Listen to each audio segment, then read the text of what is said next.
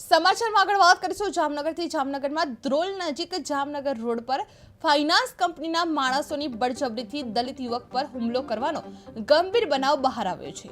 Finance કંપનીનો દાવો કરી 3 શખ્સોએ એક દલિત યુવકની કાર બળજબરીથી જપ્ત કરી હતી અને મુસાફરી દરમિયાન જાતિ અંગે અપમાનજનક શબ્દો સાથે તેને મારવામાં આવ્યો હતો। આ સમગ્ર ઘટના બાદ ધ્રોલ પોલીસમાં એટ્રોસિટી એક્ટ અને અન્ય કલમો હેઠળ ફરિયાદ નોંધવામાં આવી છે અને પોલીસે તપાસ હાથ ધરવામાં આવી હતી। ધ્રોલ નજીક દલિત યુવક પર બળજબરીનો હુમલો કરવામાં આવી રહ્યો હતો, જે ફાઇનાન્સ કંપનીના નામે કાર જપ્ત કરવામાં આવી હતી। કાર સ્વીકારતા સમયે જાતિ પર અપમાન કરાયું હતું, જે આ ઘટના બાદ એટ્રોસિટી એક્ટ હેઠળ ગુનો દાખલ કરવામાં આવ્યો છે અને ધ્રોલ પોલીસ દ્વારા વધુ તપાસ હાથ ધરવામાં આવી રહી છે।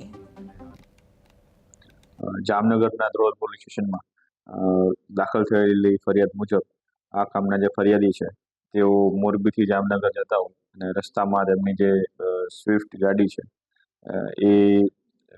હોટલે એ લોકો ચા પાણી પીવા માટે ઉભેલા હતા ત્યારે જે ફાઇનાન્સ કંપનીના સીઝર માટેના જે લોકો છે આવી ગયા અને તમારી ગાડીનો હપ્તો ચડી ગયો છે અને અમે સીઝર કરવાવાળા માણસો છીએ એવું કહી અને એમની પાસેથી જે ફરિયાદનો આક્ષેપ છે એ મુજબ જેમની ગાડી હતી બળજબરીપૂર્વક લઈ ગયા છે અને તેમને જ્ઞાતિ પ્રત્યે અપમાનિત કરેલા હોય, ખૂનની ગાળો આપેલી હોય, ટીકાપોતાનો માર મારેલો હોય, તો આ બાબતના આક્ષેપના આધારે ફરિયાદ જામનગર ધ્રોલ પોલીસ સ્ટેશનમાં દાખલ કરવામાં આવેલી છે અને હાલ આ ફરિયાદની તપાસ જે